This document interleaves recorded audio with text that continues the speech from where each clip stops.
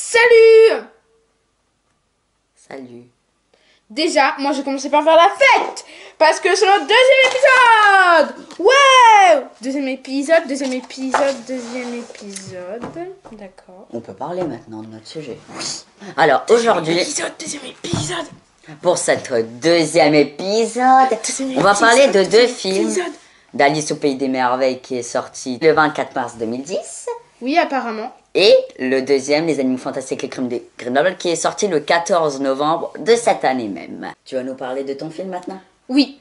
Donc, mon film, c'est Alice au Pays des Merveilles, Alice in Wonderland en anglais. Donc déjà, ça se passe après le Alice au Pays des Merveilles dessin animé. Il a été diffusé en 1951, dessin animé. Tandis que le film de Tim Burton a été diffusé le 24 mars 2010 en France et le 5 mars 2010 aux États-Unis. Ce film a valu à Tim Burton 2 Oscars à la 83e cérémonie des Oscars en 2011. Donc déjà, il faut savoir que l'histoire, elle est inspirée d'une réalité. C'était pendant des vacances. Il y a Lewis Carroll. Il était ami avec la famille de Alice. Elles étaient ses deux sœurs de 13 et 11 ans. Et Alice, elle avait 10 ans. Ils se promenaient en barque avec le révérend qui ramait. Et Alice, elle lui demande une histoire. Il se met à raconter avec Alice en héroïne. D'ailleurs, elle s'appelait Alice Liddell. Liddell.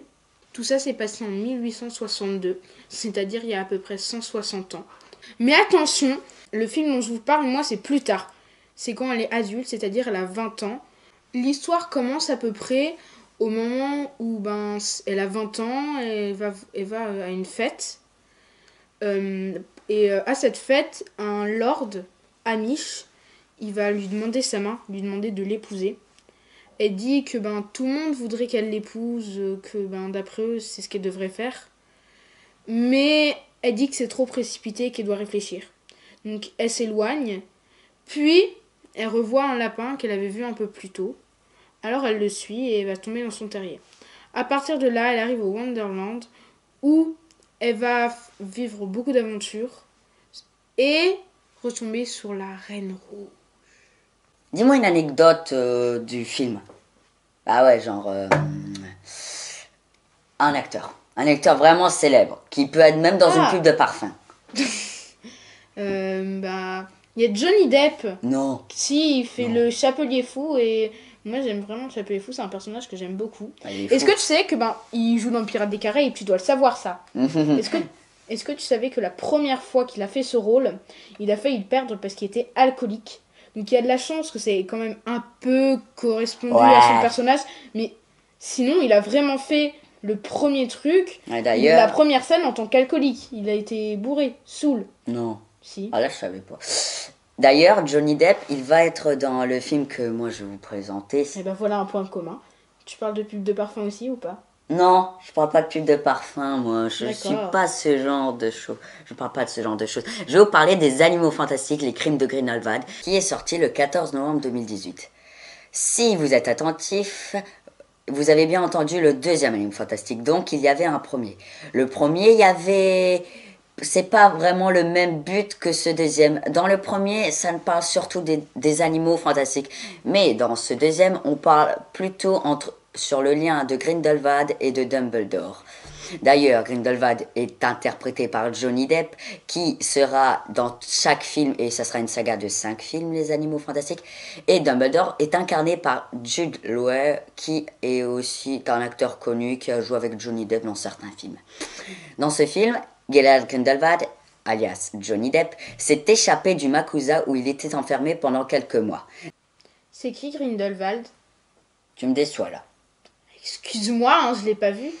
Grindelwald, on entend parler dans Harry Potter. C'est un très puissant mage noir avant Voldemort. Il a eu la baguette de Suro et d'ailleurs Dumbledore en 1945 le battra en duel. D'ailleurs l'histoire se passe en 1927. Donc le dernier film, on suppose que ça sera durant le duel entre Dumbledore et Grindelwald où on le sait, il n'y a pas de surprise, va perdre.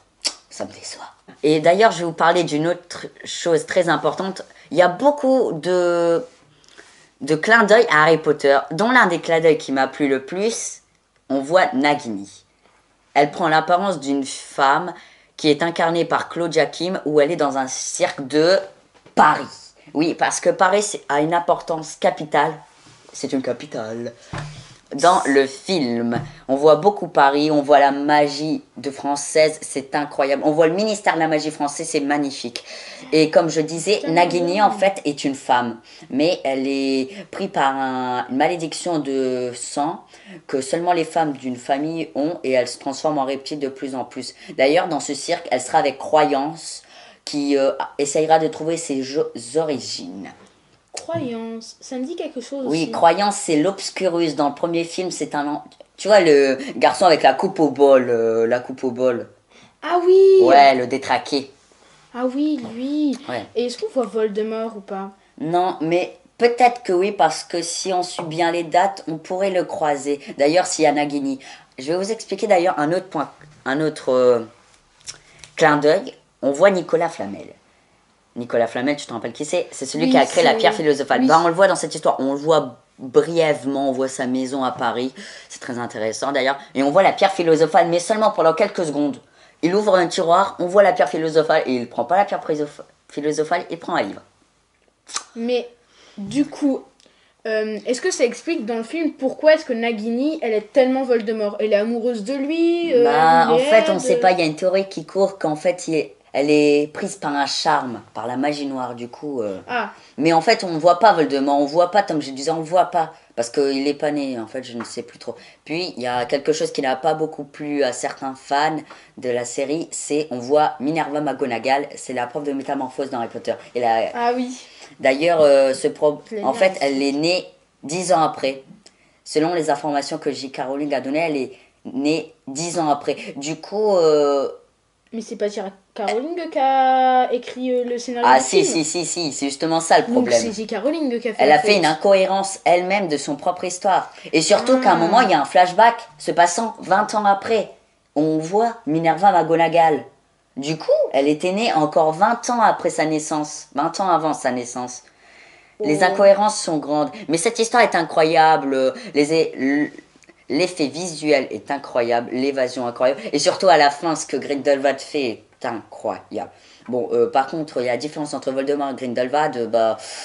Voldemort aime bien les trucs qui font peur. Et Grindelwald, lui, il fait un meeting devant tout le monde. Il est un peu Bonjour tout le monde. Qui veut me rejoindre? Je suis le méchant le plus méchant de tout le monde. Venez me rejoindre. Moi.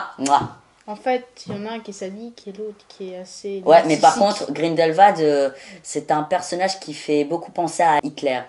Ah ouais, je te dis, il fait penser à lui. Hein. Surtout avec son œil blanc, il fait flipper. Donc du coup, est-ce que ça t'a plu? J'imagine que oui, vu ton amusement, ta joie. En tout cas, moi, ça me donne envie de le voir. Ah bah merci.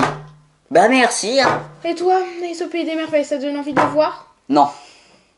Sympa. Bah si, ça me donne envie de le voir, mais je l'ai déjà vu. Pourquoi j'aurais envie de le voir si je l'ai déjà vu? Très paradoxal. Ouais, moi je suis Shakespeare, être ou ne pas être. Telle est la question. Bon, au revoir, hein, au revoir. D'ailleurs, la conclusion, c'est ne jamais regarder un film sans l'autorisation des parents. Attention, si vous regardez un film sans l'autorisation des parents, bah, catastrophe, hein. Vos parents voudront le voir avec vous et vous l'avez déjà vu. Au revoir. Bon. Bah, je vais demander à mes parents de regarder un film alors, hein, avec eux. Hein. Bah, parce que sinon, si je regarde un film et que vous tombez après avec moi, comment on va faire tout ça? Au revoir. Shakespeare, aide-moi. Au revoir. Au revoir.